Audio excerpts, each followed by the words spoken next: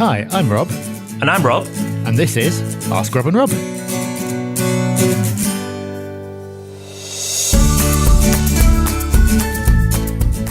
Hello, welcome to another episode of Ask Rob and Rob. You probably know the format, the title gives it away, but in case you haven't worked it out, people ask us questions, and then we give answers. Simple as that.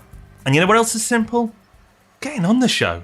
We make it blooming simple. Rob, we don't give you one way, do we? We give you two.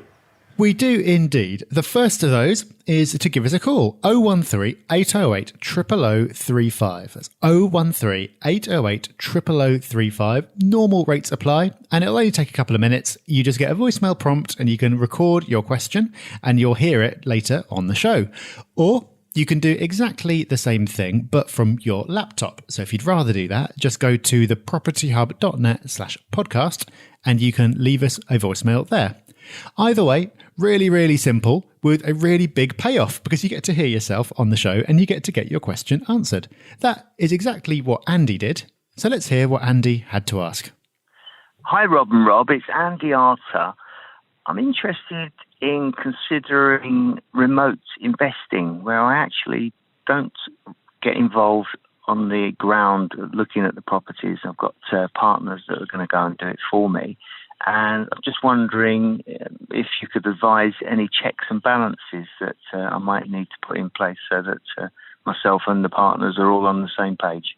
Thanks very much. Bye. Thank you, Andy.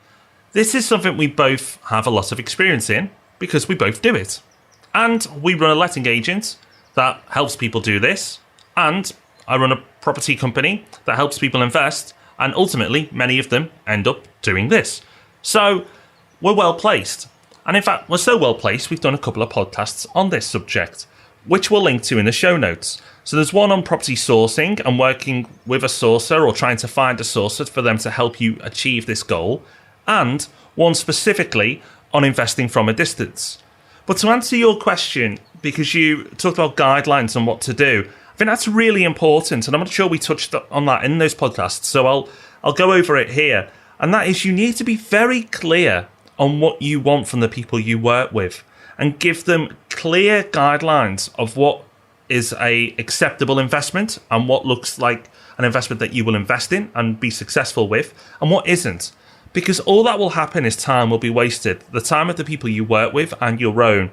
And the relationships can break down quite quickly off the back of it. Because if you don't give clear guidelines, somebody can go off, source you a property that they think is a great deal, but you think is a stinker and you just wouldn't touch in a million years. So be very clear of what you want, the type of area, the type of property, the type of condition, the type of return, the type of discount, the type of tenant. Get really deep down into the detail of what your expectations are so that people who are working with you, and this is, that's the source of brick, and go on to the letting agents as well, the type of experience you expect.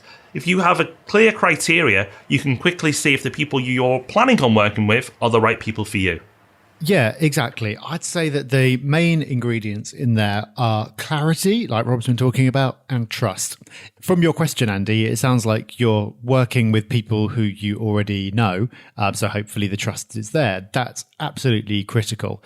But even if the trust is there, you should always verify what you're being told. So if this is a property that you're never going to see, it might be an area that you don't know particularly well, then I wouldn't take anyone's word at face value.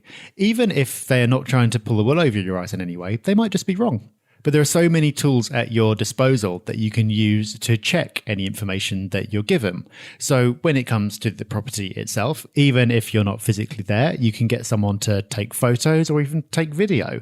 If a certain market value or a certain amount of rent is being quoted, there are all sorts of online tools you can use to estimate that, or you can call people locally. If it's an area that you don't know and you're being told that it's a really great up-and-coming area and the rental demand is really strong, well, you can go and check that in all sorts of different ways as well. And this is something that we've talked about many times across many podcasts. We've got a huge list of resources. If you go to thepropertyhub.net, of previous resources of the week that help you with that research process. But by doing those things, by having the trust, by verifying what you're told and by having absolute clarity on what it is that you're looking for, you should be able to get into a position like we both have where you don't feel like you really need to be there. And I know that to some people that's absolute heresy. And a lot of people will think that we are absolutely mad and it can't possibly work. But you know what? It does. And it doesn't work for everyone. And that's absolutely fine. There are plenty of people who would not want to do things the way that we do things. And that's completely fine. We're not saying that our way is the only way. We're just saying that it can work and it does work for us. It just means that you need to have some checks in place, exactly like you've talked about. So it seems like you're approaching it from exactly the right angle. And hopefully there are some things that we've said today and some things in the podcasts that we're going to link to in the show notes that are going to help you to do an even better job of that. So great points there, Rob. I think the point that you spend your time on the research instead is critical. You know, people might have the best intentions and believe their research is correct. But I always say to anybody I ever work with, research my research. This is not the end. This is not like the final conclusion. This is the beginning. People who invest remotely should spend their time on research if they're not going to be spending their time on visiting properties, putting offers in, checking things over. So spend it on research instead. And then also, really good point about the person as well. It's not for everybody. I'll tell you what, we've linked to 2 podcasts. Let's make it 3. We've recently done a podcast on, are you the right type of person to be invested in property? And if you're a person that worries a lot and gets stressed over the smallest things, then investing from afar is probably not going to be for you. You don't have to be so laid back that you're practically falling over to invest from afar. But you know what? You probably need to be a balance. You know, someone who can be pragmatic, go, yeah, you know what? These things happen. We'll sort it. If a tenant being slightly unhappy, if that makes you feel, you know, really nervous and you've got to run to the property and meet them and tell them everything's going to be okay, then it's probably not for you. But if you think, you know what, they're not happy, but I'll work with the letting agent and they can work through this for me to get this resolved, and I'm sure it'll get looked after in due course, then you're probably fine. So you've got to be the right person as well. So many things, so many bits and pieces that you have to have right, being the right person, the right systems. You know, it's not something you should just do for the sake of it, but if you get it right, like I think Rob and I have, then it's a great way to invest. Really, really good. But as I said, it's not for everyone. But I'll tell you what is for everyone. The Property Podcast. And we will be back with that on Thursday with more education, hopefully a bit of value, possibly a bit of humour, but overall, probably a bit more value than humour. And of course, we'll be back with the Ask Rob and Rob show next Tuesday. Yes, of course we will. So thank you for joining us today, and we will see you back on the podcast very, very soon indeed. Have fun. Bye-bye.